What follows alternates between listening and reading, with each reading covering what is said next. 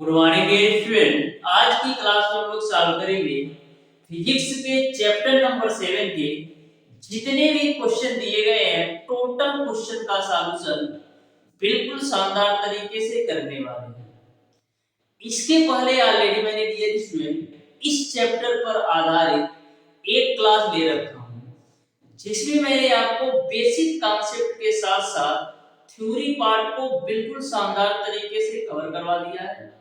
जितने भी कॉन्सेप्ट पर डियर स्टूडेंट इस चैप्टर से आपके पॉलिटेक्निक अथवा आईआईटी एंट्रेंस एग्जाम में पूछे जा सकते हैं, टोटल कॉन्सेप्ट को मैंने बिल्कुल शानदार तरीके से क्लियर करा दिया है। एक बात और मैं आपको बता दूं डियर स्टूडेंट, मैं जितने भी चैप्टर को आपको कवर करा रहा हूं पॉइंट टू पॉइंट चीजें लेकर चल रहा हूं, यानी कि जिस टॉपिक से जिस पॉइंट से आपके पॉलिटेक्निक अथवा आईआईटी एंट्रेंस एग्जाम में क्वेश्चन पूछे जाते हैं उन्हीं पॉइंट को उन्हीं टॉपिक को हम लोग बिल्कुल अच्छी तरीके से तैयार करते हुए जा रहे हैं। फालतू को चीजों को कवर नहीं करेंगे क्योंकि तो फालतू की चीजें हैं, यानी कि जिससे क्वेश्चन आपके एग्जाम में बनता ही नहीं है उस टॉपिक उस पॉइंट को पढ़ने का कोई मतलब नहीं है। तो डियर स्टूडेंट, मैं बिल्कुल शानदार तरीके से सारी चीजों को बिल्कुल कॉन्सेप्ट के साथ आपको क्लियर कराता हूं। एक बात और बता दूं डियर स्टूडेंट, बहुत सारे स्टूडेंट इस कंफ्यूजन में रहते हैं कि किस पब्लिकेशन की बुक से हम पढ़ें।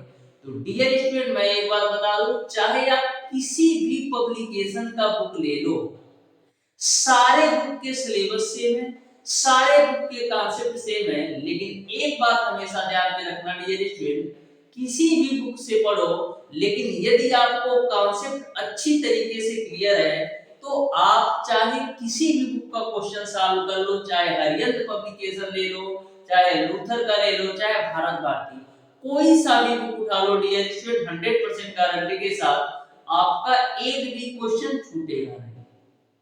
तो यदि आप कॉन्सेप्ट वाइज चैप्टर वाइज प्रत्येक चैप्टर को पढ़ना चाहते हैं तो एक बार हमारे चैनल पर जितने भी वीडियो पढ़ रखे हैं अभी तक ये मैंने मैथ के 15 चैप्टर को कवर करा दिया है और फिजिक्स के 7वां चैप्टर आपका चल रहा है।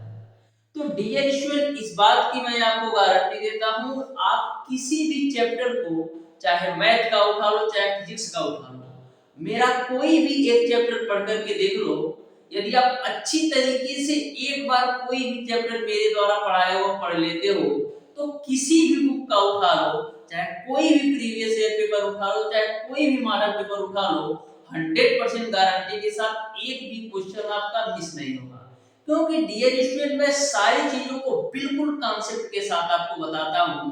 आप किसी भी चैप्टर को, मैथ के किसी भी चैप्टर को उठा करके देख लेना डियर स्टूडेंट, यदि एक बार अच्छी तरीके से मेरे पूरे वीडियो देख लेते हो तो दुनिया में जो भी आईआईटी की बुकें हैं, चाहे हरियंत का है, चाहे लूथर का है, चाहे भारत भारती का है, चाहे प्रीवियस ईयर की जो भी बुकें हैं, एक भी क्वेश्चन आपसे मिस नहीं होगा।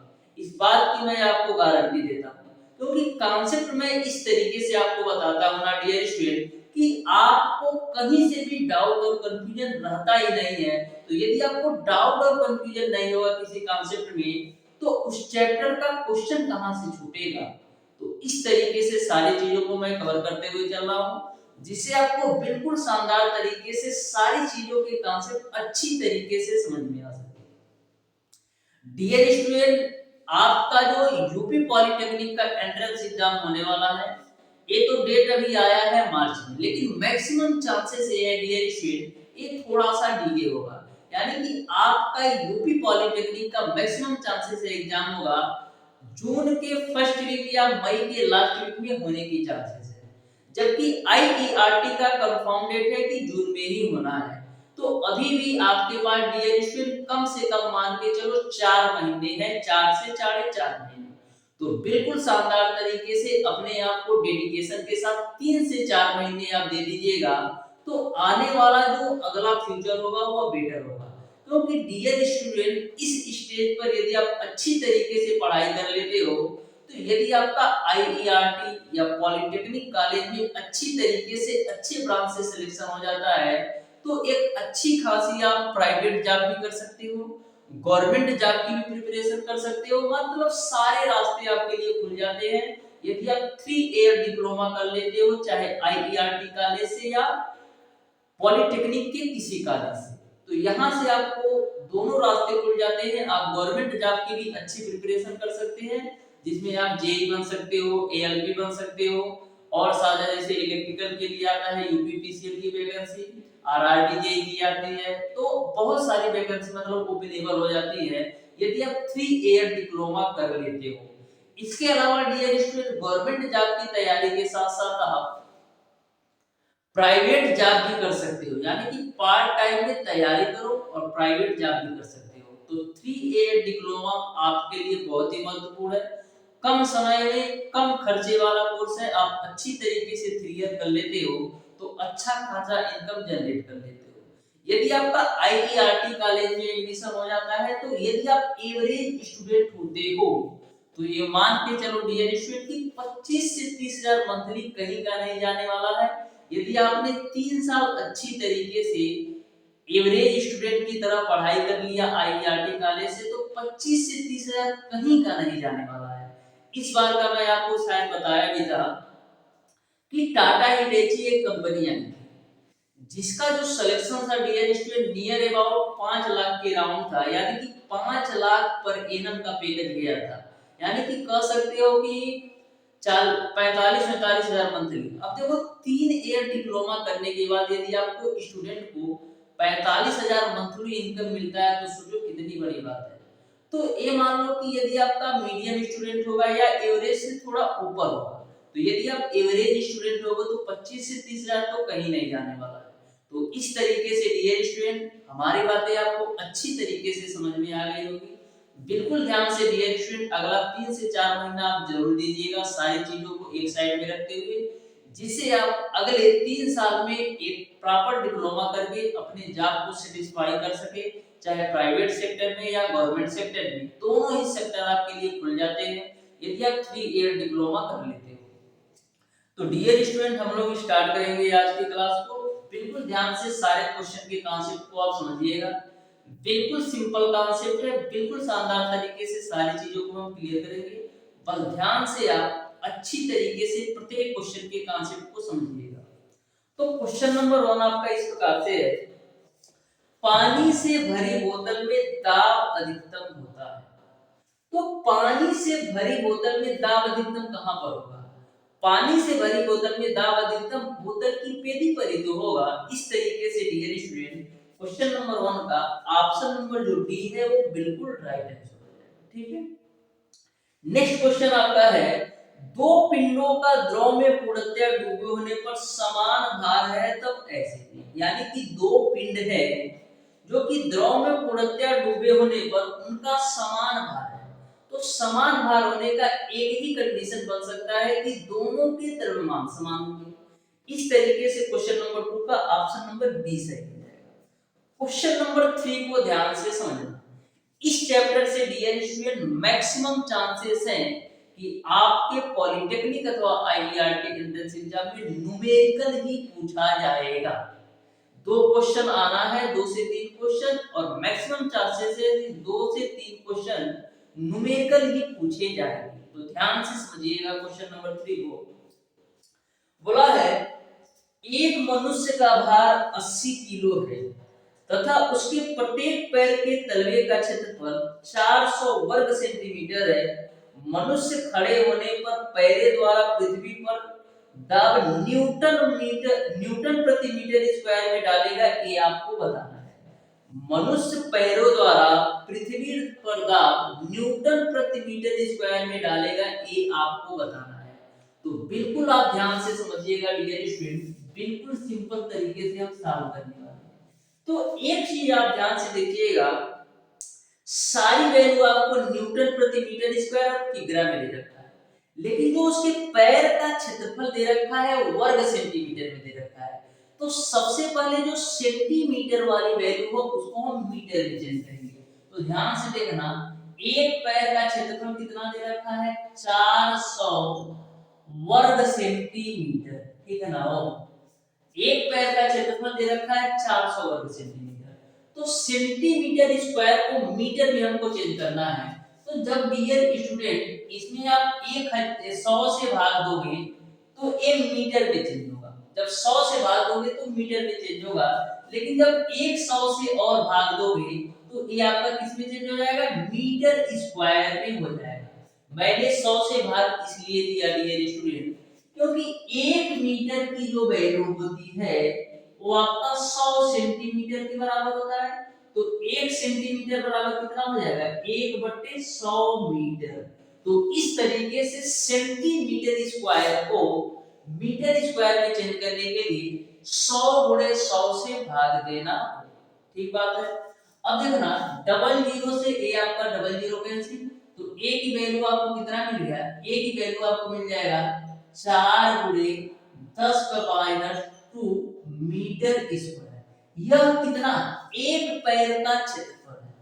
ए आपके एक पैर का क्षेत्रफल है, जबकि दोनों पैरों पर खड़ा होगा तो दोनों पैरों का क्षेत्रफल यानी कि टोटल एरिया कितनी हो जाएगी, टोटल एरिया कितना हो जाएगा पैर का, एक पैर का क्षेत्रफल 4 गुणे 10⁻² है, तो दो पैर का क्षेत्रफल कितना होगा, 2 गुणे 4 गुणे 10⁻², क्योंकि एक पैर का क्षेत्रफल 4 गुणे 10⁻² है, तो दोनों पैरों का क्या होगा, 2 गुणे 4 गुणे 10⁻²। तो यहां से आपको मिल जाएगा 8 गुणे 10⁻² मीटर स्क्वायर। यहां तक सबको क्लियर है, ठीक है।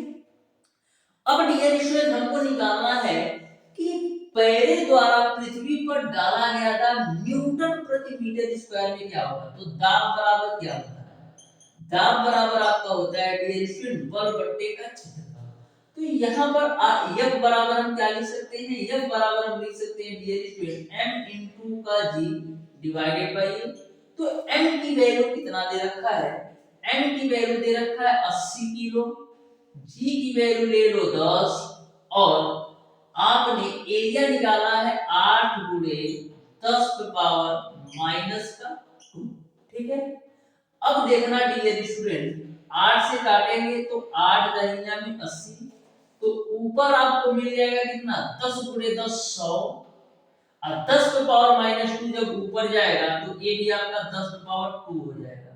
इसको हम क्या लिख सकते हैं, इसको हम लिख सकते हैं 1 गुणे 10⁴ के रूप में, क्योंकि 2 पावर ये लेकर आएगा और 2 पावर 1, तो 1 गुणे 10⁴ न्यूटन प्रति मीटर स्क्वायर दाब डालेगा। कितना, 1 गुणे 10⁴ न्यूटन प्रति मीटर स्क्वायर दाब डालेगा। इस तरीके से मनुष्य द्वारा पृथ्वी पर जो डाला गया दाब होगा 1 गुणे 10⁴ न्यूटन प्रति मीटर स्क्वायर होगा।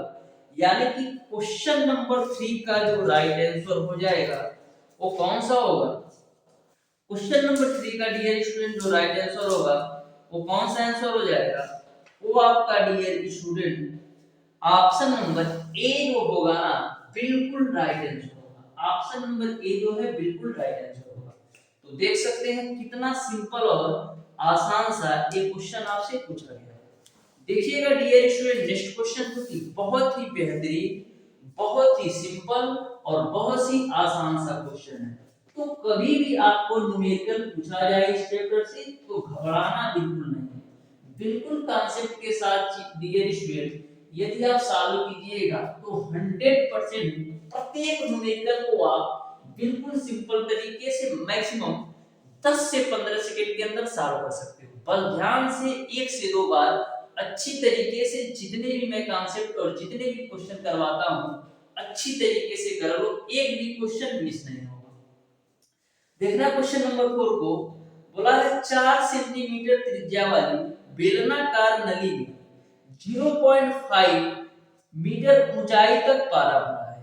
यदि पारे का घनत्व 13.6 गुणे 10⁻³ किग्रा प्रति मीटर क्यूब हो तो नली के निचले सिरे पर पारे का दाब कितना होगा, ये आपको बताना है। नली के निचले सिरे पर पारे का दाब कितना होगा ये आपको बताना है। तो मैंने आपको क्या बताया था, पृथ्वी तल से h गहराई पर दाब क्या होता है, पृथ्वी तल से h गहराई पर दाब क्या होता है, पृथ्वी तल से h गहराई पर दाब होता है P बराबर HDG। यहाँ पर क्या बताना है, पारे का दाब बताना है। पारे का दाब बताना है। तो यहाँ पर ऊंचाई कितनी दे रखी है, ऊंचाई आपको दे रखी है डियर स्टूडेंट 0.5 मीटर, लो है 0.5 मीटर।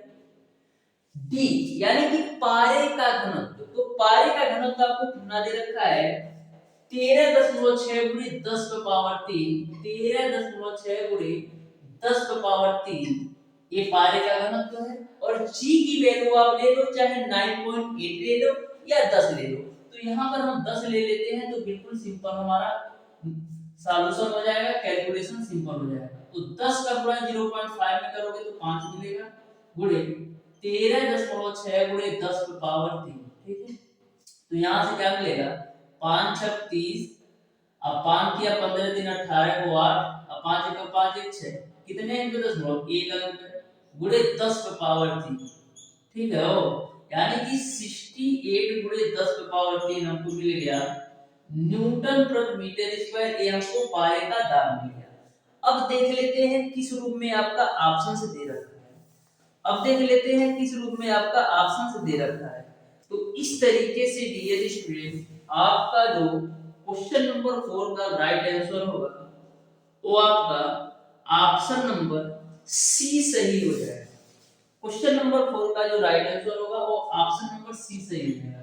पता है क्या किया है, यहाँ पर एक अंक पे दशमलव लगा दिया, यानी कि इसको हम लिख सकते हैं 6.8 गुणे 10 पावर 4 न्यूटन पर मीटर स्क्वायर। यदि यह नहीं दिया रहता तो क्या दिया रहता, एयर दिया रहता, ठीक है। तो कंफ्यूज नहीं होना है, जिस रूप में आपका ऑप्शन दिया है उस रूप में आपको लेकर जाना है।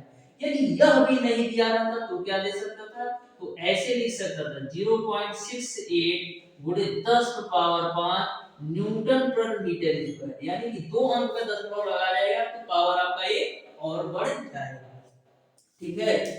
इस तरीके से आपको क्वेश्चन नंबर 4 भी अच्छी तरीके से समझ में आ गया होगा। बिल्कुल सिंपल और आसान से क्वेश्चन पूछे जाते हैं, बस आप एक बार अच्छी तरीके से बेसिक कॉन्सेप्ट पढ़ लोगे और जितने भी मैं कॉन्सेप्चुअल क्वेश्चन बताता हूं अच्छी तरीके से सॉल्व कर लोगे तो एक भी क्वेश्चन आपसे मिस नहीं होगा, इस बात की मैं गारंटी देता हूं।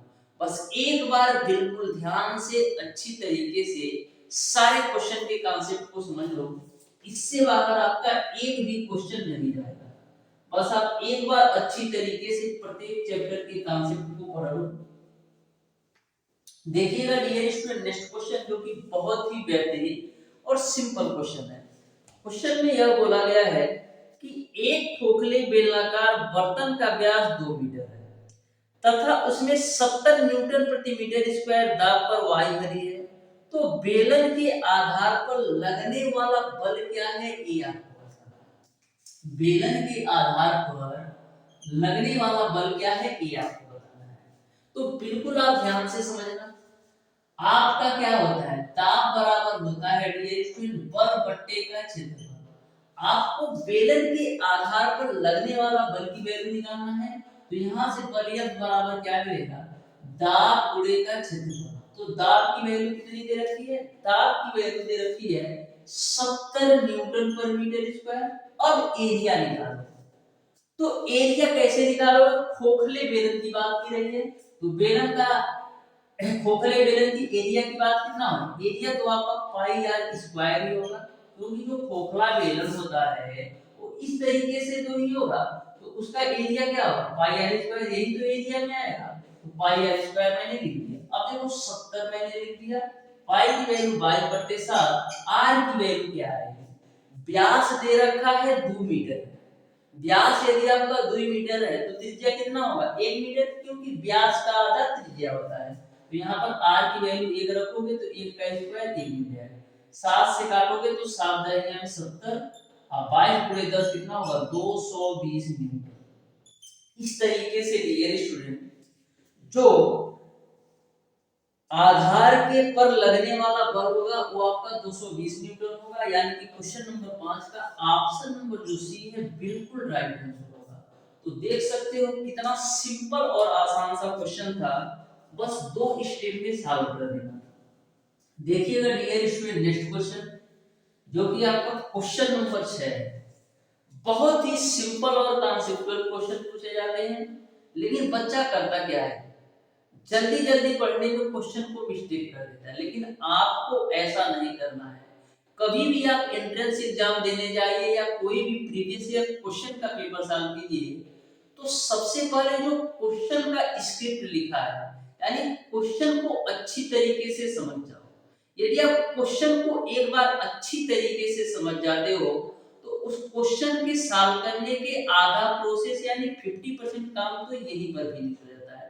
क्योंकि यहाँ पर जो क्वेश्चन दिए जाते हैं ना, थोड़ा थोड़ा ट्विस्ट होता है।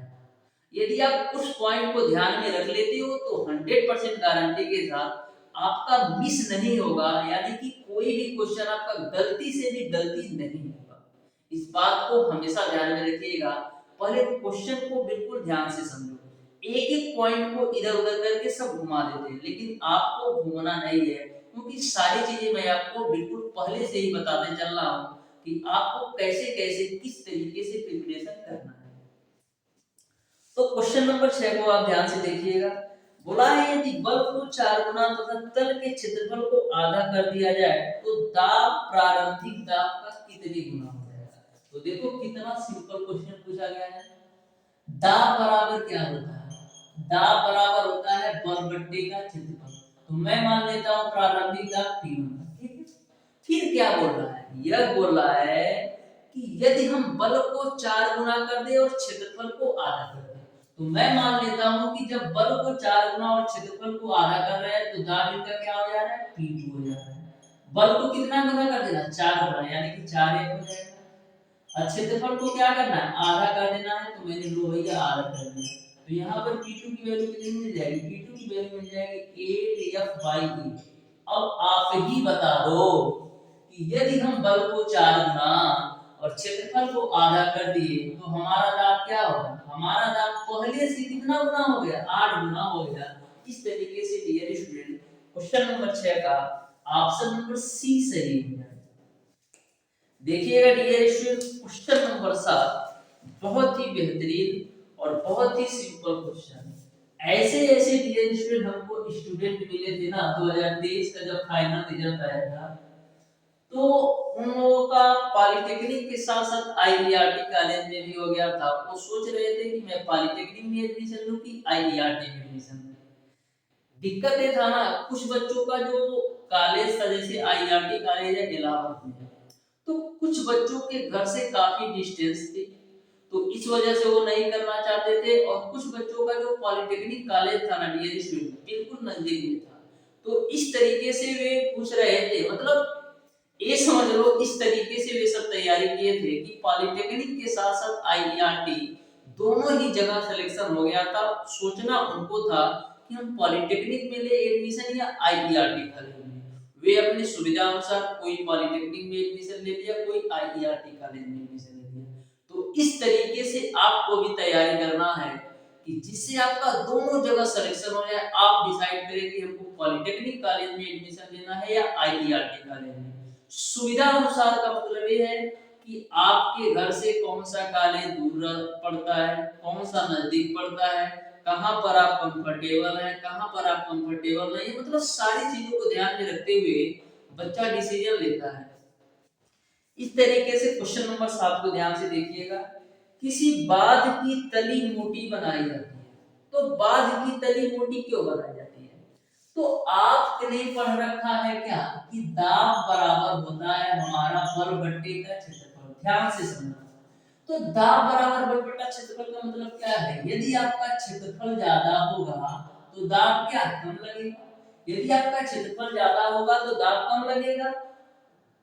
तो इस तरीके से यदि हम क्षेत्रफल को ज्यादा कर देंगे, यानी कि बांध के निचले सिरे के क्षेत्रफल को ज्यादा कर देंगे, तो बांध की तली पर जो पानी का दबाव होगा वो कम होगा। इसी वजह से बांध की तली मोटी बनाई जाती है, जिससे दीवार की तली पर कम दाब आरोपित हो। क्योंकि यदि हमारा क्षेत्रफल ज्यादा होगा तो दाब कम लगेगा, क्योंकि दाब जो है ना वो क्षेत्रफल के समानुपाती होता है। इस तरीके से क्वेश्चन नंबर 7 का ऑप्शन नंबर ए सही हो जाएगा। क्वेश्चन नंबर 8 आपका है पानी का घनत्व अधिक होगा यदि उसका ताप, तो पानी का घनत्व तभी अधिक होगा यदि उसका ताप 4 डिग्री सेल्सियस हो। यानी कि 4 डिग्री सेल्सियस पर पानी का घनत्व अधिकतम होता है। यानी क्वेश्चन नंबर 8 का ऑप्शन नंबर बी सही हो जाएगा। एक पॉइंट और ध्यान में रखिएगा कि जो पानी का गलनांक होता है ना वो 0 डिग्री सेल्सियस होता है। पानी का जो गलनांक होता है वो 0 डिग्री सेल्सियस होता है, यानी कि 0 डिग्री सेल्सियस पर जो आपका पानी होता है ना वो जमने लगता है, और जो क्वथनांक होता है वो 100 डिग्री सेल्सियस होता है। तो दोनों ही बातें ध्यान में रखिएगा। इससे भी क्वेश्चन पूछ सकता है कि पानी का गलनांक कितने डिग्री सेल्सियस पर होता है, 0 डिग्री सेल्सियस, और क्वथनांक 100 डिग्री सेल्सियस। बिल्कुल आप ध्यान से समझिएगा डियर स्टूडेंट। क्वेश्चन नंबर 9 बिल्कुल शानदार तरीके से सारी चीजों को मैं क्लियर कराऊंगा। तो क्वेश्चन नंबर 9 आपका इस प्रकार से पूछा गया है कि 2 मीटर लंबी एक नली में 800 किग्रा प्रति मीटर क्यूब घनत्व वाला द्रव भरकर रखा गया। यदि वायुमंडलीय दाब 1.01 गुणे 10 की पावर 5 न्यूटन प्रति मीटर स्क्वायर हो तो नली के तली पर कुल दाब न्यूटन प्रति मीटर स्क्वायर में क्या होगा? नली के तली पर कुल दाब न्यूटन प्रति मीटर स्क्वायर में क्या होगा ये आपको बताना है। तो सबसे पहले फिगर को ध्यान से देखो और बताओ कि नली के तली पर कुल दाब किसके बराबर होगा। तो नली के तली पर जो कुल दाब होगा डियर स्टूडेंट वो आपका y के दाब प्लस का 1.8 मीटर गहरे जल के स्तंभ के दाब के बराबर होगा। अब बिल्कुल ध्यान से फिगर को देखिएगा। तो नली के तली पर जो कुल दाब होगा वो y के दाब प्लस का 1.8 मीटर जल 1.8 मीटर गहरे जल के स्तंभ के दाब के बराबर होगा, क्योंकि नली के तली पर जल का दाब निकालना है। तो यहाँ पर जो दाब होगा कुल दाब वो y का दाब प्लस का 1.8 मीटर गहरे जल के स्तंभ के दाब के बराबर होगा। तो यहाँ पर डियर स्टूडेंट हम बात करते हैं y का दाब। तो y का दाब कितना दे रखा है 1 गुणे 10 की पावर 5 प्लस का ये आपका y का दाब प्लस का 1.8 मीटर गहरे जल के स्तंभ का दाब किसके बराबर होगा? 1.8 मीटर गहरे जल के स्तंभ का दाब HDG के बराबर होगा, क्योंकि आपने पढ़ ही रखा है कि पृथ्वी जल से h गहराई पर जहाँ HDG होता है। तो यहाँ से 1.01 गुणे 10 की पावर 5 ऐसे ही रहना है प्लस का h की वैल्यू कितना 1.8 मीटर पर निकाल रहे हैं तो 1.8 d की वैल्यू कितना दे रखा है 800 किग्रा प्रति मीटर क्यूब, तो 800 हो गया। g की वैल्यू आप ले लो 10, ठीक है, इसको आप कैलकुलेट कर लो। तो यहां से हम करते क्या है डियर स्टूडेंट, इस दशमलव को इस जीरो से खत्म कर देते हैं, ठीक बात है ना। वो इस दशमलव को इस जीरो से मैं खत्म कर दिया, ठीक है। तो यहां से आपको कितना मिल जाएगा 1.01 गुणे 10 की पावर 5 हो जाएगा प्लस 18 अठे कितना होता है 144, ठीक है, और डबल जीरो लगा दो, इसी को सॉल्व करो, ठीक है। तो इसको आप सॉल्व कर लीजिएगा डियर स्टूडेंट। ऑलरेडी मैंने कैलकुलेट करके रखा है जिसकी वैल्यू 1.15 गुणे 10 की पावर 5 न्यूटन पर मीटर स्क्वायर हो जाएगी। यानी कि नली के तली पर जो कुल दाब होगा 1.15 गुणे 10 की पावर 5 न्यूटन प्रति मीटर स्क्वायर होगा। यानी क्वेश्चन नंबर 9 का ऑप्शन नंबर ए सही हो जाएगा। यदि मैं डियर स्टूडेंट इसको कैलकुलेट करता तो काफी टाइम आपका वेस्ट होता। ऑलरेडी मैंने कैलकुलेशन करके रखा है, ये आपका बिल्कुल राइट आंसर होगा। बस कॉन्सेप्ट को अच्छी तरीके से समझो। देखिएगा डियर स्टूडेंट क्वेश्चन नंबर 10 को भी, जो कि बहुत ही बेहतरीन और बहुत ही सिंपल और आसान सा क्वेश्चन है, क्वेश्चन नंबर 10। तो क्वेश्चन नंबर 10 आपका है डियर स्टूडेंट, कोई पिंड किसी झील की सतह पर 1.01 गुणे 10 की पावर 5 न्यूटन प्रति मीटर स्क्वायर का वायुमंडलीय दाब का अनुभव कर रहा है। पिंड को झील में कितनी गहराई तक ले जाए कि उस पर आरोपित दाब दोगुना हो जाए। आपसे पूछा जा रहा है कि पिंड को झील में कितनी गहराई तक ले जाया जाए कि आरोपित जो दाब है वो आपका दोगुना हो जाए। यहाँ पर आपको झील के जल का आपेक्षिक घनत्व दे रखा है 1.03 गुणे 10 की पावर 3 किग्रा प्रति मीटर क्यूब, और जी की वैल्यू आपको दे रखा है 10 मीटर प्रति सेकेंड स्क्वायर। तो यहाँ पर आपको क्या पता है, यहाँ पर नली पर जो दाब है वो किसके बराबर है, y का दाब प्लस का पानी के दाब के बराबर है। हम बात करें डियर स्टूडेंट, यहाँ पर नली का दाब किसके बराबर है, तो y का दाब और पानी के दाब के बराबर है। तो क्वेश्चन में ऑलरेडी बोल रखा है कि नली के दाब को हम दोगुना कर देते हैं, तो नली को दाब को मैंने दोगुना कर दिया तो 2p हो जाएगा। तो 2p बराबर किसके बराबर होगा, यानी कि नली की तली का जो दाब होगा वो y का दाब प्लस का जल के पानी के दाब के बराबर होगा। तो y का दाब आपका है p और पानी का दाब कितना बराबर होगा, पानी का दाब जो होगा डियर वो आपका HDG के बराबर होगा, क्योंकि पृथ्वी तल से h गहराई पर जब आपका HDG होता है तो 2p में से p घटाओगे तो p बराबर आपको मिल जाएगा HDG। यहाँ पर आपको बताना क्या है, यहाँ पर आपको बताना है कितनी गहराई तक ले जाए कि उस पर आरोपित दाब दोगुना हो जाए, यानी h की वैल्यू निकालना है। तो h बराबर क्या मिल जाएगा, p अपॉन dg। तो p की वैल्यू कितना दे रखा है, p की वैल्यू आपको दे रखा है 1 गुणे 10 पावर 5। p की वैल्यू आपको दे रखा है डियर स्टूडेंट 1 गुणे 10 पावर 5। तो लो जी भैया 1 गुणे 10 पावर 5 में दे रख दिया पट्टे का। d की वैल्यू भी आपको दे रखा है कितना, 1.03 गुणे 10 पावर 3, 1.03 गुणे 10 पावर 3 और g की वैल्यू आपको दे रखा है 10। इसी को कैलकुलेट कर लो। तो यहाँ पर हम कैलकुलेट कर ले, हो ठीक है। तो यहाँ पर आपका कैलकुलेशन कर लेते, चलिए कर लेते हैं, ठीक है। तो 1 गुणे 10 पावर 5 आपका ऊपर हो जाएगा, नीचे देखो 1.03 है गुणे 10 पावर 3 और 10 पावर 1 जुड़ेगा तो 10 पावर 4 हो जाएगा। तो फाइनल आपको क्या मिल जाएगा, फाइनल आपको मिल जाएगा 1/1.03 और 10 पावर 5 में से 10 पावर 4 घटाओगे तो ऊपर मिल जाएगा 10। तो 10 बटे कितना मिल जाएगा 1.03। तो 10 में 1.03 से भाग दोगे तो 9.7 के अराउंड आएगा।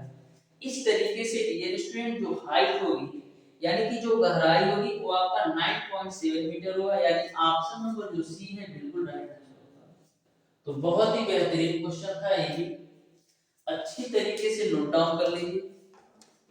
देखिएगा डियर स्टूडेंट नेक्स्ट क्वेश्चन जो कि आपका है क्वेश्चन नंबर 11। तो बिल्कुल आप ध्यान से देखना डियर स्टूडेंट, क्वेश्चन नंबर 11 को भी बहुत ही सिंपल और आसान सा ये क्वेश्चन है। तो क्वेश्चन नंबर 11 आपका है, एक बैरोमीटर में पारे के स्तंभ की ऊंचाई 75 सेंटीमीटर है, ठीक है।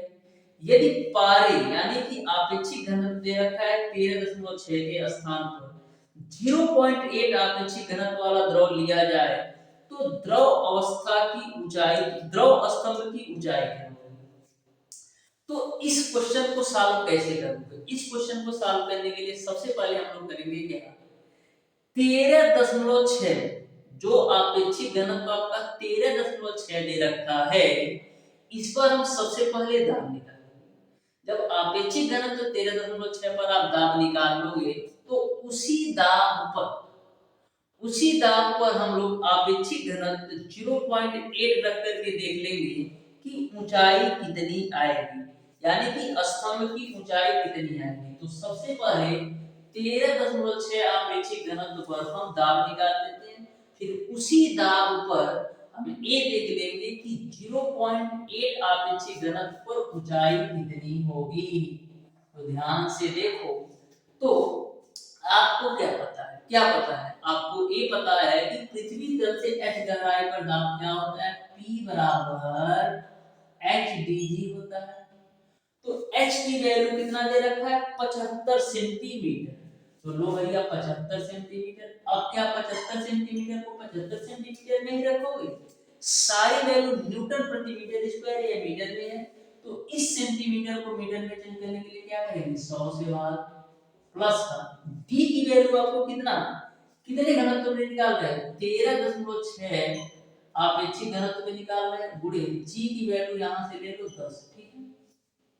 अब देखो 25 तिया 75, अब 25 चौक को 100, 4 से काटो तो 4 तिया 12 और 4 चौक 16, ठीक है ना, ओ एक अंक पे 10 लगा दिया। अब देखो a 3 है तो 3 अब देखो 3.4 पे 10 करोगे तो मिल जाएगा है 34।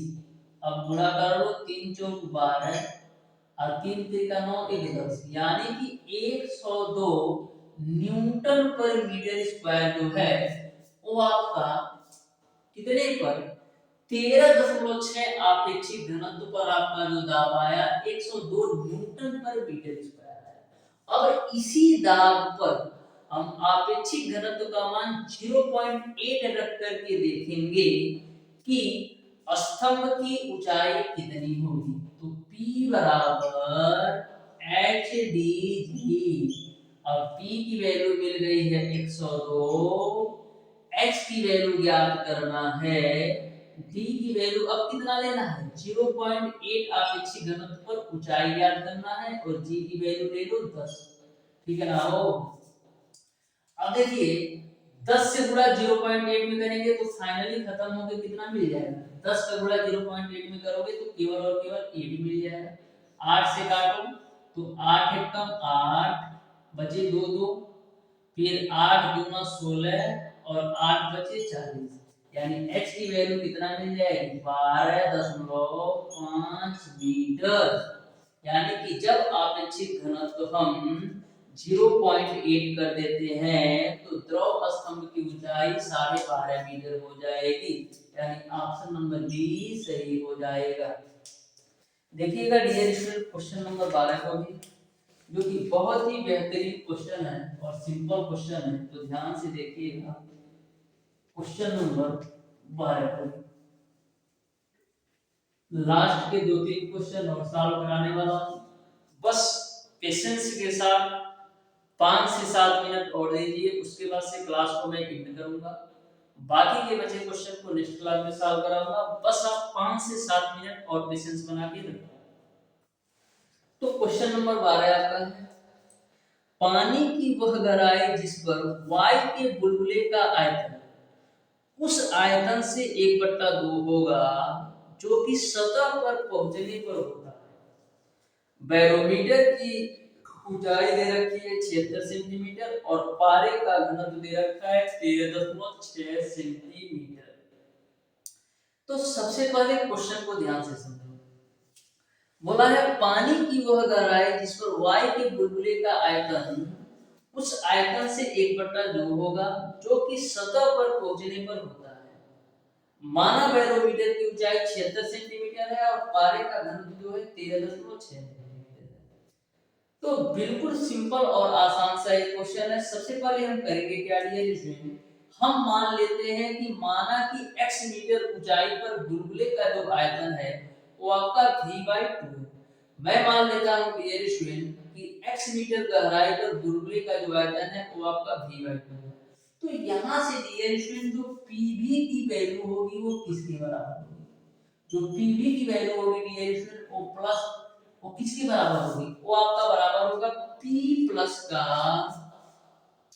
घनत्व ऑफ वाटर इनटू का जी और इनटू का v/2 के बराबर है। a से b खुर्चा में, तो p बराबर आपको क्या मिल जाएगा, अब 1/2 का गुणा भी करा दो तो p/2 प्लस का dw डिवाइडेड बाय 2। dw का मतलब ये है कि डेंसिटी ऑफ वाटर, कंफ्यूज मत होना, ठीक है। यहां तक आपको क्लियर है। अब देखो p बराबर हम क्या ले सकते हैं, इस पूरी वैल्यू की जगह पर हम क्या ले सकते हैं, इस पूरी वैल्यू की जगह पर हम क्या लिख सकते हैं, इस पूरी वैल्यू की जगह पर हम लिख सकते हैं डियर स्टूडेंट x आपने माना है और dw इनटू का g। p बराबर क्या होता है hdg, तो h d की जगह पर dm और इनटू का g बराबर x dw आपका हो जाएगा g। है g से g खुपचे में आपको h की वैल्यू चाहिए तो h बराबर क्या हो जाएगा x dw अपान का dm। अब सारी वैल्यू रख दो तो देखो h की वैल्यू क्या आएगी, x की वैल्यू कितनी है, x की वैल्यू आपको दे रखा है डियर स्टूडेंट 75 सेंटीमीटर। तो 75 सेंटीमीटर को मीटर में चेंज करो तो 75/100 और घनत्व कितना दे रखा है, यानी dw/dm की वैल्यू आपको दे रखा है 13.6। ठीक है, 25 चौका 100, 25 तिया 75, 4 तिया 12 और 4 चौक 16 गुणा करा दो 3 चौक 12, 3 3 का 9 1 10, यानी 10.2 मीटर आ जाएगा। यानी कि जो ऊंचाई होगी 10.2 मीटर होगा। जो ऊंचाई होगी 10.2 मीटर होगा। गलत है। 3 चौक 12, 3 3 का 9 1 10, कहां से 13.6। गलती तो नहीं हो। एक बार चेक कर लेते हैं इसको, क्वेश्चन नंबर 12 को कैलकुलेशन में गलती कहीं तो नहीं है। ठीक है। हाँ, ठीक तो है। ये मीटर में है, अब सेंटीमीटर में चेंज करने के लिए क्या करेंगे, 100 से गुणा कर दो। ठीक है, तो 100 से गुणा करोगे क्या मिलेगा, तो 1020 मीटर। ठीक है, 1020 सेंटीमीटर हो जाएगा। इस तरीके से क्वेश्चन नंबर 12 का ऑप्शन नंबर बी सही हो जाएगा। क्वेश्चन नंबर 12 का जो राइट आंसर होगा वो आपका ऑप्शन नंबर बी सही हो जाएगा। ये आपका 133 के पास ही है। इसके नियरेस्ट और कोई ऑप्शंस दिया है, इसके नियरेस्ट कोई ऑप्शंस नहीं है, तो ऑप्शन नंबर बी ही सही होगा। देखिएगा डियर स्टूडेंट, क्वेश्चन नंबर 13 को भी, जो कि बहुत ही बेहतरीन और बहुत ही सिंपल क्वेश्चन है। आप ध्यान से देखिएगा क्वेश्चन नंबर 13। तो क्वेश्चन नंबर 13 बिल्कुल ध्यान से समझिएगा। लास्ट के दो क्वेश्चन और मैं सॉल्व कराऊंगा, जो आपका क्वेश्चन नंबर 13 है और क्वेश्चन नंबर 14 है। इसके बाद से बाकी के बचे क्वेश्चन हम लोग नेक्स्ट क्लास में सॉल्व करेंगे। और दोनों ही क्वेश्चन अति महत्वपूर्ण क्वेश्चन है, आपके एग्जाम में पूछे गए क्वेश्चन है। तो क्वेश्चन नंबर 13 आपका है डियर स्टूडेंट, यदि किसी स्थान पर वायुमंडलीय दाब 1.02 × 10⁵ न्यूटन प्रति मीटर स्क्वायर हो, तो वहां पर वायु दाब मापी में पारे के स्तंभ की ऊंचाई क्या होगी, ये आपको बताना है। वायु दाब मापी में पारे के स्तंभ की ऊंचाई क्या होगी, ये आपको बताना है। तो बिल्कुल सिंपल और आसान सा क्वेश्चन है। आपने पढ़ रखा है कि क्या पढ़ रखा है कि पृथ्वी तल से h गहराई पर दाब क्या होता है, P बराबर आपका होता है h/d। ठीक है, अब सारी वैल्यू रख दो। तो P की वैल्यू कितना दे रखा है, वायुमंडलीय दाब का मान दे रखा है डियर स्टूडेंट 1.02 × 10⁵ h की वैल्यू आपको ज्ञात करना है, तो h रख देते हैं। अब बात आती है d की वैल्यू कितनी होगी। तो हमेशा आप ध्यान में रखिएगा कि पारे का जो घनत्व होता है ना, वो 13.6 × 10⁻³ किग्रा प्रति मीटर स्क्वायर होता है। बिल्कुल हमेशा आपको ध्यान में रखना है, पारे का घनत्व जो होता है 13.6 × 10⁻³ किग्रा प्रति मीटर स्क्वायर होता है। कभी कभी ऐसा होता है कि आपके क्वेश्चन में पारे का घनत्व का मान नहीं दिया होगा, तो आपको ध्यान में रखना है पारे के घनत्व का मान 13.6 × 10⁻³ किग्रा प्रति मीटर क्यूब होता है। ठीक है, गुणे जी की वैल्यू यहां से ले लो 10।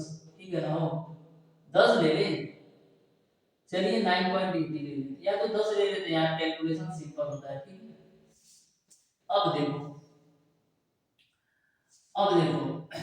यहाँ पर 1.02 × 10⁵ हो जाएगा।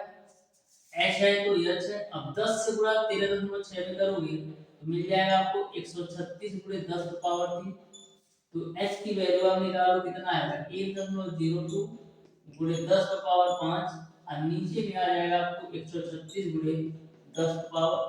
ठीक है, इसको आप सॉल्व करो।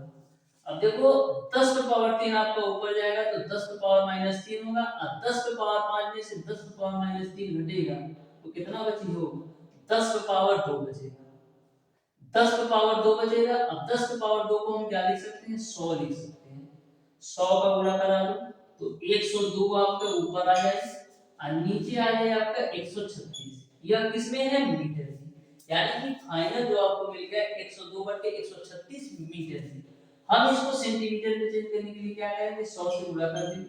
4 से काटो तो 25 चौको 100, 4 से काटो तो 4 दिया 12, 4 9 36। ठीक है, 39 से 102 कितनी बार कटेगा यार, 39 से 102 कितनी बार कटेगा,